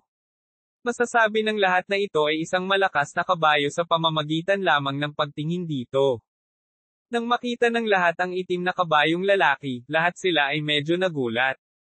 Sa sandaling iyon, may nagpaliwanag, kaya ito ang kabayo ni Chen Chao. Napakaganda nito. Narinig ko si Chen Chao, tulad ni Su Qing, ay may A-level na talento. Ano ba talaga ang ginagawa niya dito? Hindi ko alam. Hinahanap ba niya si Luo Yu? Lumingon si Luo Yu kay Chen Chao. Nakasuot siya ng silver armor at mukhang matangkad at matipuno. Nakita ni Luyu ang mga personal na katangian ni Chen Chao sa kanyang Eye of Truth. Chen Chao. Talento, Knight, A-level. Lubos na nagpapataas ng atake, depensa, at kalusugan. Pag-atake, 160. Bilis, 120. Kalusugan, 270. Mana, 150. Depensa, 180. Ang kanyang mga estatistika ay disente, ngunit siya ay mas mababa pa rin kay Luyu sa lahat ng paraan. Gayunpaman, dapat na mas mahirap talunin si Chen Chao kumpara sa naunang dalawa. Sa sandaling iyon, humarap si Chen Chao kay Chen Ying sa lupa at sumigaw, "Ikaw bastard, ang lakas ng loob mong gumawa ng napakasamang bagay sa kapatid ko. Patay ka!" Ang mabangis na dagundong ni Chen Chao ay nagpasindak sa mga tao sa paligid niya. Husky at malalim ang boses ni Chen Chao. Nang siya ay umungal, siya rin ay lubhang nakakatakot. Ang lalaking ito ang unang nagtangkang pumatay sa akin. Maswerte siya at hindi ko siya napatay, malungkot na sabi ni Luyu. Itigil ang pakikipag-usap sa akin ng walang kaparerekon, sabi ni Chen Chao habang humakbang siya pasulong. Babayaran kita ng doble sa ginawa mo sa kapatid ko. Noong una, balak kong sumama at makipag-spar kay Su Qing. Pero ngayon, gusto kong kumuha ng kaunting prito. Sabi ni Chen Chao habang papalapit kay Luyu. Hindi nakaimik si Luyu. Masyadong mapaghiganti ang taong ito kaya hindi na siya makausap ni Luyu. Dahil iyon ang nangyari, maaari lamang siyang turuan ni Luyu ng leksyon. Ipinikit muli ni Luyu ang kanyang mga kuko, handang lumaban. After a tense pause, nagkaharap silang dalawa at maglalaban na sana. Sa eksaktong pagkakataong iyon, lumitaw ang isang figure at nakakuha ng atensyon ng lahat. Lumakad si Su Qing sa gitna ng mga tao patungo sa kanilang dalawa. Nakasuot siya ng puting sportswear sa mga pagsusulit ngayon, ngunit hindi nito maitago ang kanyang kaakit-akit na figure. Tumingin si Chen Chao habang papalapit, at humuupa ang galit sa mukha nito. Si Su Qing, ang schoolbell, ay natural na ang diyosa na gusto niyang makadate. Pumunta si Su Qing sa gilid ni Luyu nang hindi tumitingin sa kanya. Luyu, napakalakas ng taong ito. Hindi ka kapareho niya, kaya hayaan mo akong hawakan ito. Mayroon din akong A-level na talento, at ako lang ang makakalaban niya. Ang panghihikayat ni Su Qing ay nagseselo sa lahat ng naruroon. Nais ng kanilang diyosa na ipaglaban si Luyu. Anong klaseng sitwasyon ito? Damn, masyadong kaakit-akit si Luyu. Sana maprotektahan ako ni Su Qing ng ganito. Ayoko nang manood. Nanalo na si Luyu. Nang makita ito ni Chen Chao, lalo siyang nagalit. Pinaling niya ang kanyang galit kay Luyu. Gayunpaman, hindi napahanga si Luyu sa hitsura ni Su Qing. Si Chen Chao sa kanyang harapan ay may mataas na depensa at istatistika ng kalusugan. Siya ay magiging isang perpektong sandbag para sa Luyu na magsanay ng kanyang mga combo. Ang unang dalawang lalaki ay masyadong mahina. Hindi man lang nila binigyan ng pagkakataon si Luyu na gamitin ang kanyang mga combo. Su Qing, tumayo ka lang at manood.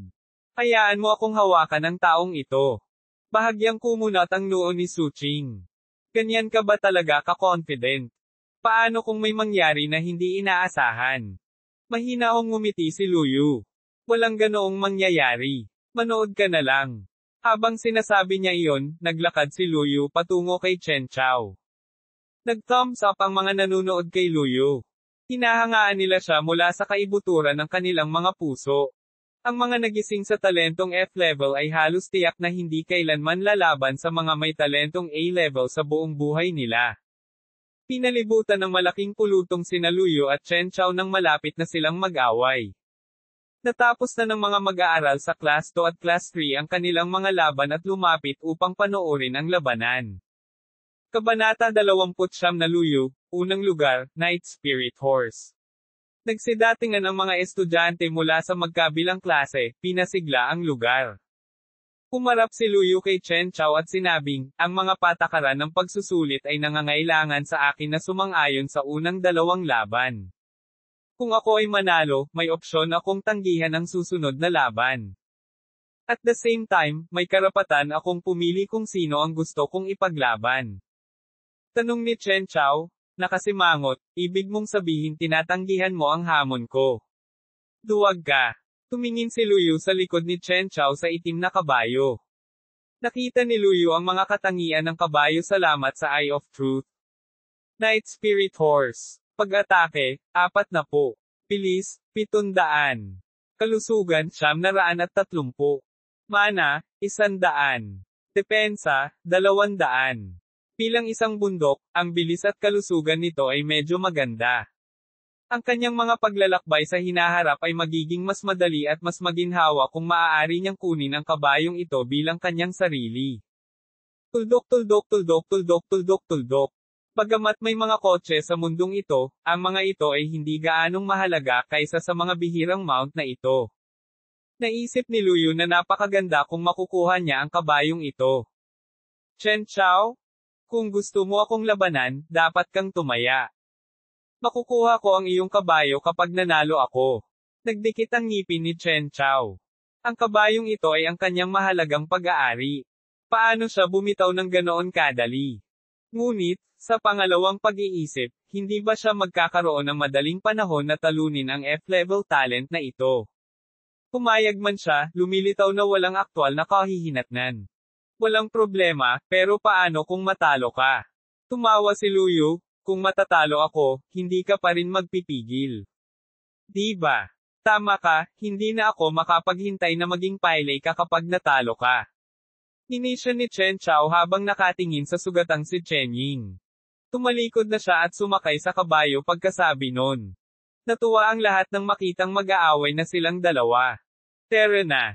Isang tunggalian sa pagitan ng malalakas. Ang sarap. Ads by Pop Future. Mas mabuting manood at matuto tayo. Lahat ito ay mahalagang karanasan. Naniniwala ako na si Chen Chao ang mas malakas.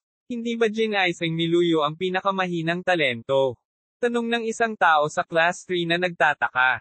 Tanga ka ba? Ano sa tingin mo ang nangyari kay Chen Ying? Ano? Talagang napalakas niya. Siguradong iba ang lalaking ito. Ang mga tao ay bumuo ng isang bilog sa kanilang paligid na nagbibigay sa kanila ng puwang upang labanan. Nakaupo sa likod ng kanyang kabayo, si Chen Chao ay naglabas ng mahabang espada mula sa kanyang baywang at itinutok ito kay Luyu. Tatalo ka sigurado. Pagkatapos ay hinatak niya ng malakas ang rende ng kabayo at sinugod si Luyu. Tumakbo ang kabayo, at lumitaw ito sa harap ni Luyu sa isang kisap mata. Iniwas ni Chen Chao ang kanyang mahabang espada at nilasla si Luyu. Nanatiling kalmado si Luyu sa kabuuan. Ginamit niya ang kanyang lakas para itulak ang sarili sa hangin. Tinundan niya ng dobleng pagtalon ang unang pagtalon para makalapit kay Chen Chao. Nang makita ni Chen Chao kung gaano maliksi si Luyu sa himpapawid, natarante siya. Mabilis niyang binawi ang kanyang espada at sinaksak si Luyu. Gumamit si Luyu ng grappling, at ang mga kahinaan ni Chen Chao ay lumitaw sa kanyang harapan. Pagkatapos ay inabot ni Luyu ang kanyang kanang kuko at hinawakan ang kaliwang braso ni Chen Chao. Napunit ng kanyang matatalas na kuko ang baluti sa braso ni Chen Chao. Muling itinulak ni Chen Chao ang kanyang espada, ngunit ginamit ni Luyu ang kanyang kaliwang kuko upang harangan at i-activate ang strong wall. Klang! Kasunod ng tunog ng pagbangga ng metal, lumipad ang mga spark. Madaling na-block ni Luyu ang full power attack ni Chen Chao. Natigilan ang lahat. Hindi nila inasahan na ang pag-atake ni Chen Chao ay hindi epektibo laban kay Luyu. Mabilis na na-activate ni Luyu ang kanyang uppercut skill matapos harangin ang pag-atake ni Chen Chao. Ang kanyang dalawang kuko ay nag-swipe paitaas at pinalipad si Chen Chao mula sa kanyang saddle. Si Chen Chao ay ganap na naguguluhan sa oras na iyon. Hindi siya makagalaw ng mabilis ngayong nahiwalay na siya sa kanyang kabayo. Higit pa rito, wala siyang magawa sa gitna ng hangin, walang magawa. Hindi siya binigyan ni Luyu ng pagkakataong mapunta. Ginamit niya kaagad ang kanyang unang armor penetration, na nagresulta sa 30% pagbabawas ng armor. Si Chen Chao ay mayroon lamang 180 defense points. Ang unang armor penetration ay nagbawas ng 54 na puntos ng depensa mula sa kanyang mga istatistika. Pagkatapos ay gumamit si Luyu ng dalawa pang pag-atake ng armor penetration, na nag-iwan kay Chen Chao na may 18 defense points lamang. Nakaramdam ng kawalan ng pag-asa si Chen Chao habang nakatingin sa kanyang basag na sandata. Ang depensa na ipinagmamalaki niya ay mabilis na nasira. Ang bilis ng pag-atake ni Lu Yu ay hindi kapani-paniwala. Matapos masira ang sandata ni Chen Chao ng 3 beses, ipinagpatuloy niya ang pag-atake gamit ang kanyang mga kuko na matatalas. Ang atake ni Lu Yu ay 260 na po, habang ang kabuoang kalusugan ni Chen Chao ay 270 lamang. Ang ordinaryong pag-atake ni Lu Yu ay direktang sumukat ng ilang sugat sa katawan ni Chen Chao matapos siyang mawalan ng depensa, na naging sanhi ng pag-agos ng dugo kaagad. Mabilis na lumala ang kalusugan ni Chen Chao, at ang kanyang buhay ay nabitin sa isang hibla. Bumagsak siya sa lupa at nagluwa ng malaking bibig ng dugo. Ang maikling combo ni Lu Yu ay agad na napilayan si Chen Chao. Ang maikling palitan na ito ang nagpasya sa kinalabasan, at ang matinding tagumpay ni Lu Yu ay nagulat sa lahat. Si Chen Chao, na nakahiga sa lupa na puno ng dugo, ay wala na ang kayabangan at pagmamataas mula noon. Si Su Qing, na nakatayo sa gilid, ay nanlaki ang kanyang mga mata at tumitig kay Lu Yu, nalilito. Si Chen Chao, tulad niya, ay nagtataglay ng A-level na talento. Naisip niya noong una na ang isang taong may A-level na talento ang magiging pinakamalakas sa kanilang paaralan. Ngunit malinaw na natalo ni Lu Yu ang isang taong may A-level na talento sa kanyang F-level na talento. Ito ay isang maliit na surreal para sa kanya. Si Lu Yu ay nababalot ng misteryo sa kanyang mga mata. Sa sandaling iyon, nilapitan ni Lu Yu si Chen Chao at sinabing, kapag natalo ka sa laban, tatanggapin ko itong magaling mong kabayo. Masyadong mahina si Chen Chao para magsabi ng anupaman at masunurin lamang siyang tumango. Lumapit si Lu Yu sa Night Spirit Horse at iniabot ang kanyang kamay upang haplasin ito. Pinabati kita sa pagkuha ng Night Spirit Horse. Kakayahan ng Night Spirit Horse, Charge, Enemy Tracking. Charge, magsagawa ng maikling sprint, isang dash skill. Pagsubaybay sa kaaway, maaaring subaybayan ang isang nakatarget na kaaway. Tumango si Lu Yu bilang kasiyahan. Ang mga epekto ng dalawang kasanayang ito ay hindi masama. Ang mga tao sa paligid ni Lu Yu ay nakatingin sa kanya. Natigilan sila at naiinggit. Hindi nila inasahan na mananalo si Lu Yu, at mas mababa pa para makuha niya ang kabayong ito. Sa sandaling iyon, lumabas si Wan Guliu sa hanay. Mga mag-aaral, tapos na ang unang yugto ng entrance exam sa kolehiyo. Ang mga puntos na nakuha mo mula sa mga laban ay naitala bilang resulta ng epekto ng array.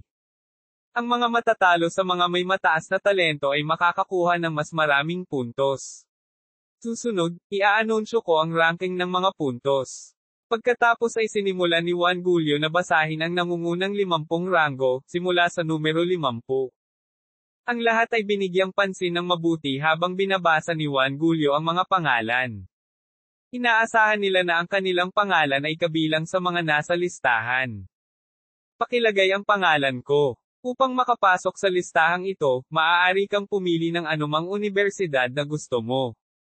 Hindi ba't sinabi niya na ang mas mababang ranggo ay makakakuha ng mas maraming puntos kung matalo nila ang mas mataas na ranggo?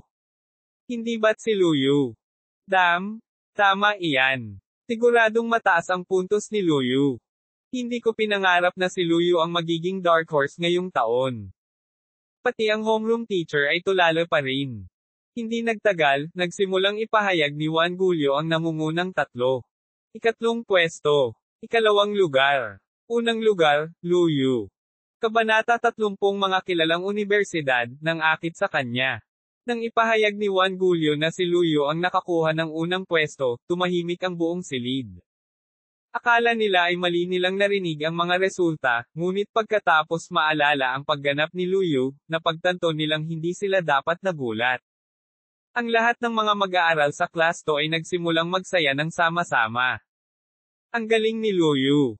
Si Lu Yu ang ipinagmamalaki nating F-level talent. Kahanga-hanga, siya ang numero 1 sa buong estado. Gumawa ng milagro si Lu Yu. Sunod-sunod na bulalas ng grupo ng mga tao. Napansin ito ng mga estudyante sa ibang klase at napuno sila ng halo-halong emosyon.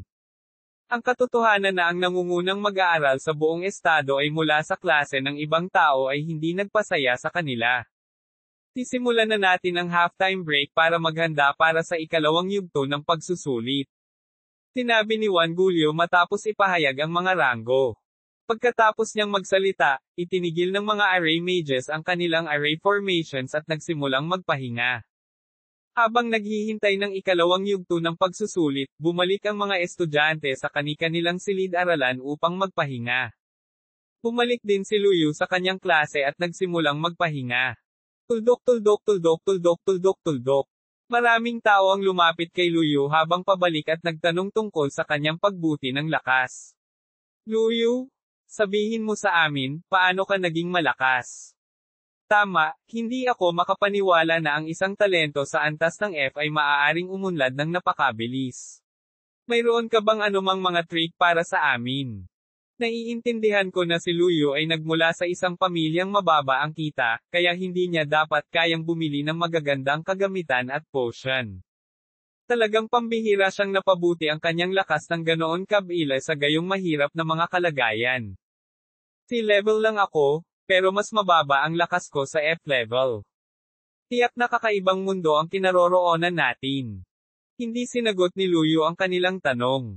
Sa halip, casual siyang sumagot, kung magsusumikap ka sa pamamagitan ng pagpasok sa mas maraming dungeon at pagtanggap ng higit pang mga quest, maaari mong mabilis na madagdagan ang iyong lakas. Umupo ulit siya sa upuan niya habang sinasabi iyon. Ads by Pop Future. Natahimik ang mga tao sa paligid niya nang marinig ito. Papasok sana sila sa mga piitan kung may lakas sila ng loob na gawin iyon. Puntong hininga, mukhang mahiyain pa rin tayo.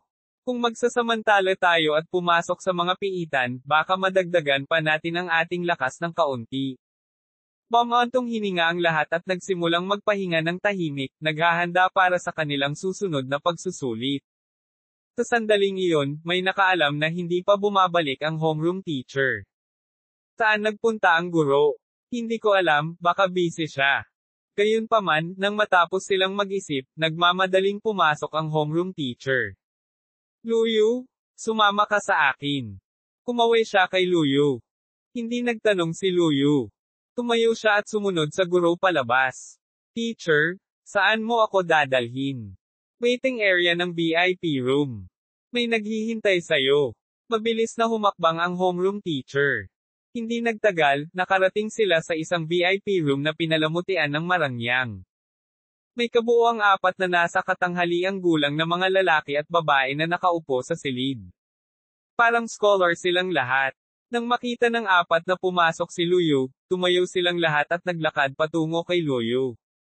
Siya si Luyu, tama ba? Tanong ng isa sa kanila. Paulit-ulit na tumango ang homeroom teacher. Tama, kaya, I-enjoy mo ang pakikipag-chat mo sa kanya. Lumingon siya at umupo sa sofa sa sulok habang sinasabi ito. Tumingin si Luyu sa nasa katanghaliang gulang na lalaki at nagtanong, hinahanap mo ako. Itinaas ng lalaki ang kanyang salamin at ngumiti ng nakakatakot habang nagtanong, Luyu, may alam ka ba tungkol sa 5 kilalang unibersidad sa bansa? Bahagyang tumango si Luyu. Of course I do. May kinalaman ba ito sa inyo?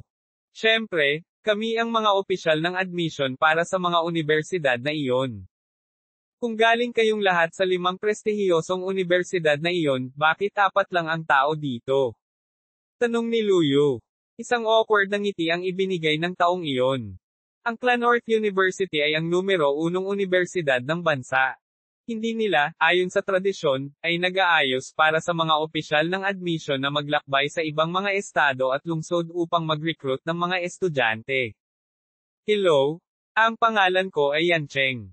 Nagtatrabaho ako bilang admissions officer sa pangalawang ranggo na universidad ng bansa. Napagpasyahan mo na ba kung aling universidad ang gusto mong pasukan, estudyanteng Luyu? Nagkibit balikat si Luyu. Hindi ko patapos ang mga pagsusulit ko. Hindi ba masyadong maaga para itanong ito ngayon? Maghintay man lang na matapos ko ang aking pagsusulit sa ikalawang kalahati bago magtanong. Hindi maaga, hindi naman. Ang pag-score lang ng unang pwesto sa first half lang ay sapat na para makagawa kami ng exception para sa iyo. Sumunod naman ang ibang mga opisyal. Tama iyan. Ang iyong marka ay mas mataas kaysa sa pangalawang lugar. Handa kaming gumawa ng exception para sa iyo. Sumali ka sa aming unibersidad. Tuturuan ka ng mabuti sa lahat ng aspeto. Natuwa ka agad si Yan Cheng. Halika sa aming unibersidad, mag-aaral na si Luyu. Bibigyan ka namin kaagad ng $500,000 para mabayaran ang iyong pang-araw-araw na gastusin habang naghahanda ka para sa araw ng aming pagpasok. Ano sa tingin mo? Walang halaga ang pera na iyon. Mag-aaral na si Luyu, pumunta ka sa aming unibersidad at tatanggapin ko ang lahat ng iyong mga bayarin sa paaralan. Maging ito ay tirahan, pagkain, o mga pangangailangan para sa pagtatanim, lahat ay libre. Napakababa niyan. Paano ka makaka-recruit ng mga bagong estudyante na ganito? Nakakahiya. Pumunta ka sa aming paaralan at bibigyan ka namin ng 2 Skillstone tablets. Pagkatapos nito, bibigyan ka namin ng anumang iba pang kagamitan na kailangan mo upang matiyak na mabilis kang mapapabuti ang iyong lakas. Halika sa aming Southern Awakeners University. Iaalok namin ang lahat ng parehong bagay na inaalok nila. Hindi kami magdadala ng gasto sa pag-aalaga sa iyo. Ibinaling ni Luyu ang kanyang tingin sa mga taong nagtatalo sa kanyang harapan. Hinaplos niya ang kanyang baba at nag-isip ng malalim, tumingin sa paligid sa mga taong sabik na nag-aalok sa kanya ng mga freebies. Ang mga bagay na ito, gayunpaman, ay hindi kailangan para kay Luyu. Maaaring i-clear ni Luyu ang mga dungeon at kumpletuhin ang mga quest para makakuha ng mga skill tablet, equipment, o pera. Bakit kailangan niyang kunin ang mga iyon sa kanila? Iyon ay magiging katawa-tawa kung ito ay upang iligtas siya ng ilang oras. Ang pagpunta sa unibersidad ay higit pa sa mga mapagkukunan. Sa oras na iyon, may kumpiyansa na sinabi ng isa sa mga admission officer, Estudyante Luyu, halika sa aming Holy Light Awakeners University. Ibibigay din namin sa iyo ang lahat ng inaalok nila. Bukod dyan, bibigyan ka rin namin ng isang espiritong hayop. Ano sa palagay mo iyon? Matapos marinig iyon, naintriga si Luyu. Ang mga espiritong hayop ay napakabihirang. Hindi natuwa si Yan Cheng nang marinig niya ito. Magandang kapwa, kailangan mo bang laging kunin ang lahat ng mga talento dahil lang sa mas marami kang mapagkukunan sa iyong akademya? Hindi rin nasisiyahan ang taong iyon. Hindi ba't nahuli mo rin ang aming mga talento ng ganito sa simula? Lahat kayo ay mas masahol pa sa amin, inaalis ang aming mga talento sa kaunting pera. Ikaw talaga ay isang piraso ng trabaho. Ang iyong kapaligiran sa pagtuturo ay mas mahusay kaysa sa amin. Hey! Ang aming unibersidad ay may pinakamagandang lokasyon at ang pinakamayamang mapagkukunan sa paligid. Si Luyu na pumunta sa aming unibersidad ay ang pinakamahusay na pagpipilian. Ang ilang mga tao na namamahala sa pagpasok sa unibersidad ay nagsimulang makipagtalo kaagad, na lumikha ng isang masiglang eksena. Nang mapansin ito ng homeroom teacher ay sumugod siya. Luyu, magmadali at magdesisyon. Sabihin mo lang kung saang paaralan ang gusto mong pasukan. Huminahon ang iilang taong kinauukulan at sabay-sabay na tumingin kay Luyu. Nagpapasalamat ako sa inyong lahat na naglakbay dito at nag-alok sa akin ng napakaraming mapang-akit na kondisyon, mahinahong sabi ni Luyu. Salamat sa iyong mabuting hangarin, ngunit gusto kong subukang makapasok sa Clannorth University, ang unang ranggo na unibersidad. Natahimik ang lahat matapos sabihin ang mga salitang ito. Matagal nang nag-isip si Luyu bago tumira sa layuning ito. Bakit hindi niya subukang makapasok sa pinakamagandang paaralan sa bansa, dahil sa kanyang talento at lakas? Ang iba pang mga opisyal ng admission ay nataranta at mabilis na sinubukang pigilan siya. Gusto mo bang pag-isipang muli? Hindi nagpadala ang Clannorth University ng kahit sino para personal na imbitahan ka. Walang sinseridad mula sa kanila. Tama na. Ano man ang kanilang sinabi, nakapagdesisyon na si Luyu.